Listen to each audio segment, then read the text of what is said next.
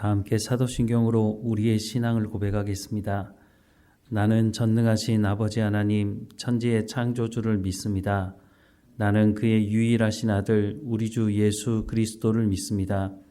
그는 성령으로 잉태되어 동정녀 마리아에게서 나시고 본디오 빌라도에게 고난을 받아 십자가에 못 박혀 죽으시고 장사된 지 사흘 만에 죽은 자 가운데서 다시 살아나셨으며 하늘에 오르시어 전능하신 아버지 하나님 우편에 앉아 계시다가 거기로부터 살아있는 자와 죽은 자를 심판하러 오십니다. 나는 성령을 믿으며 거룩한 공교회와 성도의 교제와 죄를 용서받는 것과 몸의 부활과 영생을 믿습니다. 아멘. 찬송가 289장 함께 찬양하겠습니다. 289장 함께 찬양하겠습니다. 주 예수 내 맘에 들어와 계신 후 변하여 새 사람 되고 내가 늘 바라던 참빛을 찾음도 주 예수 내 맘에 오심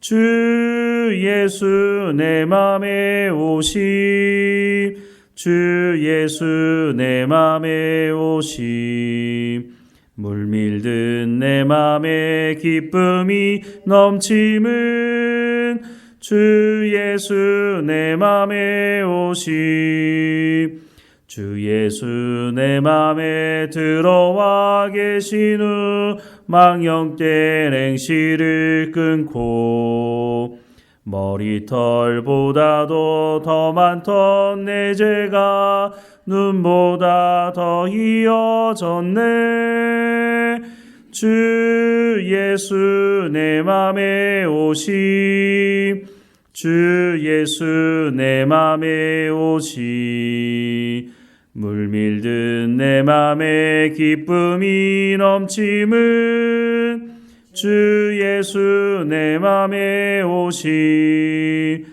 내 맘에 소망을 든든히 가짐은 주 예수 내 맘에 오심 의심의 구름이 사라져 버림도 주 예수 내 맘에 오심 주 예수 내 맘에 오심 주 예수 내 맘에 오심 물밀든 내 맘에 기쁨이 넘침은 주 예수 내 맘에 오심 사망의 음침한 골짜기 가다가 밝은 빛 호련히 비쳐 저 멀리 하늘문 환하게 보임도 주 예수 내 맘에 오심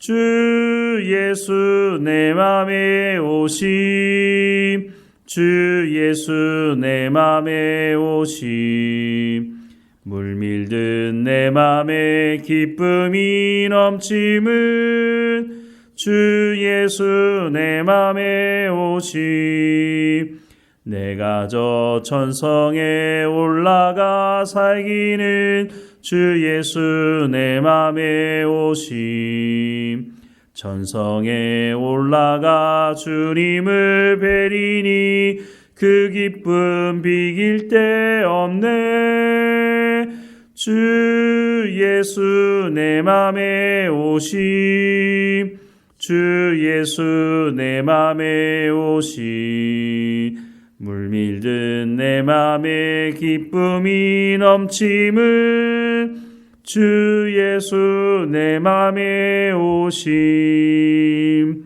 아멘. 오늘 하나님께서 우리에게 주시는 말씀은 누가복음 23장 44절에서 56절까지 말씀입니다. 누가복음 23장 44절에서 56절까지 말씀 우리 함께 읽겠습니다. 때가 제6시쯤 되어 해가 빛을 잃고 온 땅에 어둠이 임하여 제9시까지 계속하며 성소의 휘장이 한가운데가 찢어지더라. 예수께서 큰 소리로 불러 이르시되 아버지 내 영혼을 아버지 손에 부탁하나이다 하고 이 말씀을 하신 후 숨지시니라. 백부장이 그 된 일을 보고 하나님께 영광을 돌려 이르되 이 사람은 정녕 의인이었도다 하고 이를 구경하러 모인 무리도 그 된 일을 보고 다 가슴을 치며 돌아가고 예수를 아는 자들과 갈릴리로부터 따라온 여자들도 다 멀리 서서 이 일을 보니라. 공의 의원으로 선하고 의로운 요셉이라 하는 사람이 있으니 그들의 결의와 행사에 찬성하지 아니한 자라. 그는 유대인의 동네 아리마대 사람이요 하나님의 나라를 기다리는 자라. 그가 빌라도에게 가서 예수의 시체를 달라 하여 이를 내려 세마포에 싸고 아직 사람을 장사한 일이 없는 바위에 판 무덤에 넣어두니 이 날은 준비일이요 안식일이 거의 되었더라. 갈릴리에서 예수와 함께 온 여자들이 뒤를 따라 그 무덤과 그 시체를 어떻게 두었는지를 보고 돌아가 향품과 향유를 준비하더라. 계명을 따라 안식일에 쉬더라. 아멘. 유월절을 앞두고 예루살렘을 방문한 많은 사람들이 있었습니다. 이 사람들은 예루살렘에 와서 이 일이 어떻게 되었는지를 알게 되었을 것입니다. 예수님이 예루살렘에 들어오실 때는 많은 사람들이 예수님을 환영했습니다. 그런데 일주일이 지나기도 전에 이 사람들이 바로 예수님을 십자가에 못 박아 죽이는 모습을 보게 되었다는 것입니다. 도대체 이게 어떻게 된 상황인지 설명하는 사람도 없고 어떻게 되어 가는지를 알 수 있는 사람들도 없었던 것으로 보입니다. 예수님께서 십자가에 못 박히게 되셨는데 오늘 본문에 보니까 낮이 12시가 되었을 때 해가 빛을 잃고 온 땅에 어둠이 임했다고 말하고 있습니다. 그리고 이것이 오후 3시까지 계속되었다고 말씀을 하고 있습니다. 예수님께서 마지막 순간에 큰 소리로 외치셨는데 아버지 내 영혼을 아버지 손에 부탁하나이다 라고 말씀하시고 숨지셨다라고 말씀을 하고 있습니다. 이 모든 것이 순식간에 일어났습니다. 제자들은 예수님을 따라서 열심으로 달려온 것 같아 보입니다. 이 제자들뿐만 아니라 예수님을 따랐던 사람들도 열심으로 달려왔습니다. 그런데 한순간에 어디로 가야 할지 방향을 잃어버리게 된 것 같습니다. 제자들은 모두 흩어졌고 예수님을 따랐던 사람들도 예수님의 십자가에 못 박혀 죽으시는 모습을 보면서 안타까워하고 있는 모습을 보게 됩니다. 그런데 이 절망의 순간에 두 사람이 등장하고 있는데 한 사람은 로마 군인이었던 백부장이었고 또 한 사람은 아리마대 사람 요셉이라고 소개하고 있습니다. 로마 군인이었던 백부장은 빌라도의 명을 따라서 예수님을 포함한 3명의 사람을 십자가에 못 박아 죽이는 십자가형을 집행하는 것뿐이었습니다. 군인이 명령을 따라야 하기 때문에 그리고 또 겉으로 보기에는 이 3사람은 다 정치범으로 로마를 대적하는 사람으로 마땅히 사형 집행을 해야 된다고 생각을 했을 것입니다. 그런데 이 백부장이 예수님이 십자가에 못 박혀 죽으시는 이 모든 과정을 보면서 생각이 바뀌었던 것 같습니다. 그런데 보면 백부장만큼 이 사실을 객관적으로 볼 수 있는 사람은 없었을 것입니다. 예수님을 따랐던 사람들은 마음의 안타까움을 가지고 있지만 백부장이야 자기가 맡은 일을 그냥 하는 것뿐 아니겠습니까? 그런데 놀랍게 이 백부장의 입에서 의외의 말이 나왔습니다. 47절 말씀에 보면 백부장이 그 된 일을 보고 하나님께 영광을 돌려 이르되 이 사람은 정녕 의인이었도다라고 말하고 있다는 것입니다. 물론 그곳에 모인 사람들도 다 안타까운 마음은 있었습니다. 48절에 보면 이를 구경하러 모인 무리도 그 된 일을 보고 다 가슴을 치며 돌아갔다라고 말씀을 하고 있습니다. 그런데 안타까운 마음을 가지고는 있지만 그 누구도 이 사실을 보면서 하나님께 영광을 돌리며 이는 정녕 의인이었도다라고 말하는 사람은 백부장 외에는 아무도 없었다고 하는 것입니다. 도대체 백부장은 예수님을 믿은 것도 아닌 것으로 보이는데 어떻게 이런 고백을 할 수 있었을까요? 그리고 또 한 사람이 등장합니다. 아리마대 사람 요셉입니다. 50절과 51절에 보면 공의 의원으로 선하고 의로운 요셉이라 하는 사람이 있으니 그들의 결의와 행사에 찬성하지 아니한 자라. 그는 유대인의 동네 아리마대 사람이요 하나님의 나라를 기다리는 자라 라고 소개하고 있습니다. 마태복음 27장에 보면 이 아리마대 사람을 소개하면서 예수님의 제자로 소개하고 있고, 오늘 본문의 누가는 이 사람은 하나님의 나라를 기다리는 자라라고 소개하고 있습니다. 자신을 드러내놓고 예수님을 따르지는 않았지만 조용히 예수님을 따랐던 사람이었습니다. 그런데 어쩌면 가장 조용히 숨겨야 할 그 상황에서 자신이 예수의 제자라고 하는 것을 드러내는 모습을 보여주고 있습니다. 51절과 53절에 보면 그가 빌라도에게 가서 예수의 시체를 달라 하여 이를 내려 세마포로 싸고 아직 사람을 장사한 일이 없는 바위의 판 무덤에 넣어두니라고 말씀을 하고 있습니다. 자신을 드러내지 말아야 될 상황 아닙니까? 이 사람은 사내들인 공회의 공회원이라고 말씀하고 있습니다. 그런데 예수님을 십자가에 못 박아 죽이라고 누가 주장했습니까? 바로 이 사내들인 공회의 공회원들이었습니다. 그런데 오늘 본문에는 이 요셉은 이들의 주장에 동의하지 않았다고 말씀을 하고 있습니다. 요셉이 드러내놓고 예수의 시체를 달라고 했을 때 이 일이 요셉에게는 큰 불이익으로 다가올 수 있습니다. 왜냐하면 이 이후에 예수님을 믿는 사람들을 잡아들이는 일이 있었기 때문인 것입니다. 아리마대 사람 요셉이 이것을 몰랐겠습니까? 그런데 이 결정적인 순간에 자신의 불이익을 감수하고 예수님의 시신을 요구하고 있습니다. 이런 것을 보면 아리마대 사람 요셉은 상당한 위치에 있었던 사람으로 보여집니다. 빌라도를 아무 때나 만날 수 있는 것도 아니고 공회원이긴 하지만 공회원이라고 아무나 빌라도를 만날 수 있는 것도 아니었습니다. 그런데 빌라도를 찾아가서 예수님의 시신을 달라고 한 것을 보면 아마도 이 아리마대 사람 요셉은 상당한 영향력이 있었던 사람으로 보여집니다.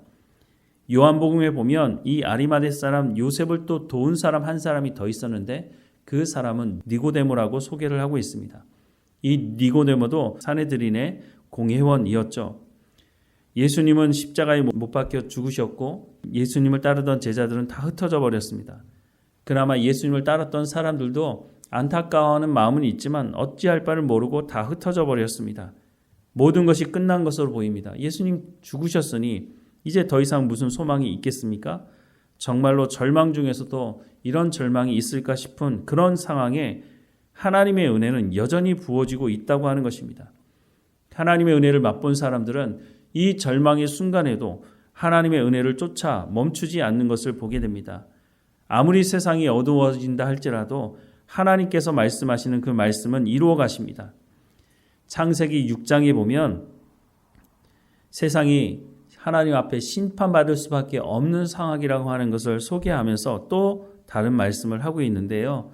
창세기 6장 5절부터 8절 말씀에 보면 여호와께서 사람의 죄악이 세상에 가득함과 그의 마음으로 생각하는 모든 계획이 항상 악할 뿐임을 보시고 땅 위에 사람 지으셨음을 한탄하사 마음에 근심하시고 이르시되 내가 창조한 사람을 내가 지면에서 쓸어버리되 사람으로부터 가축과 기는 것과 공중의 새까지 그리하리니 이는 내가 그것들을 지었음을 한탄함이니라 하시니라.